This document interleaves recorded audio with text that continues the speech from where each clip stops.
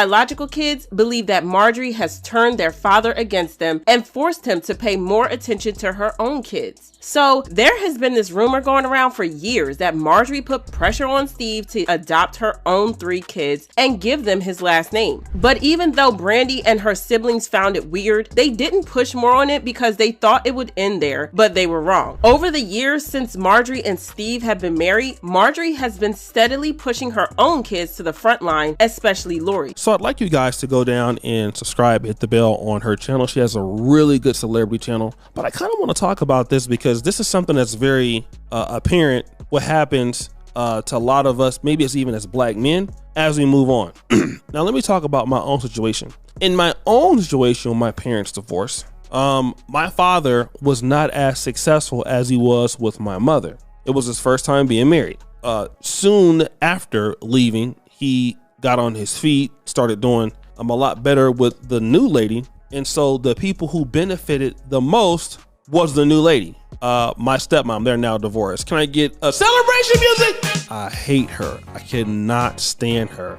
If you're watching this video, you be a Bia.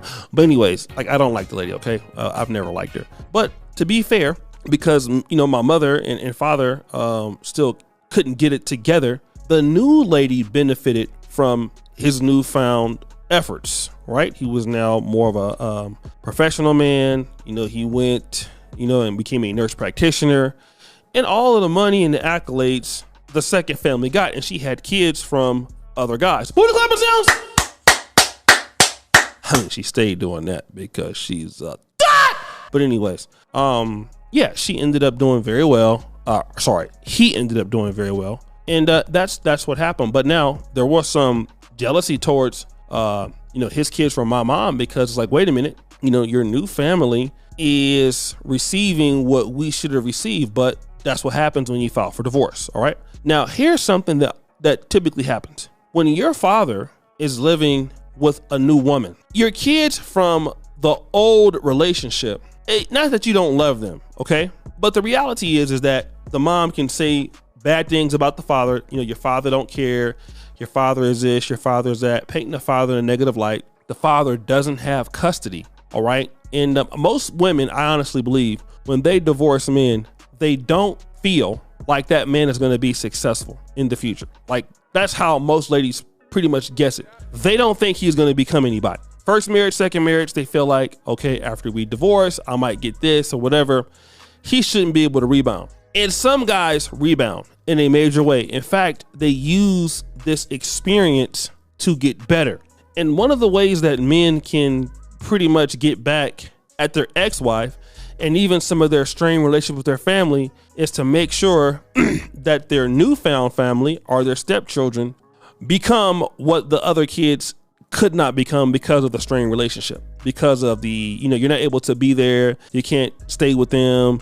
You know, the new moms have beef with the old ex-wife. So there's certain things like that. So what the Kiki T is saying is that the oldest daughter, Brandy Harvey, is upset because, well, Lori Harvey, who isn't even Steve Harvey's real daughter, is getting all of the shine and none of them did. It is probably because of the strained relationship of the mother. That's just kind of what happens when your dad moves on. And we all know this. Your dad moves on doesn't mean he doesn't love you. He's on to his new family, the kids he makes, and, you know, obviously the people under his jurisdiction. When your mom and dad break up and he moves over to a new house, it's kind of like, you know, a pastor who goes to another church. He still loves the old church he was at, but he's now at a new church. And it's similar, not equal, I get it, but your dad can only see you part-time. The new family, the new mom may let that dad have more control over the household, and that those kids who take into consideration how appreciative they are of the father. Let me just tell you this, what I know about a lot of people. Sometimes you get stepchildren who are more appreciative of you as a man. I'm not trying to tell you guys to do it, than your own kids. Here's what I honestly believe. I believe that Marjorie Harvey's kids pretty much told them, listen, Steve Harvey is not your stepfather. Steve Harvey is your father. He has you should give him the utmost respect. You should do exactly what he's telling you to do. And I believe what happened in the case of Lori Harvey, she most likely bought into the things he wanted from her as a daughter. And sometimes we got to understand this. Some of our favorites that we have in our life are people who are not in our family.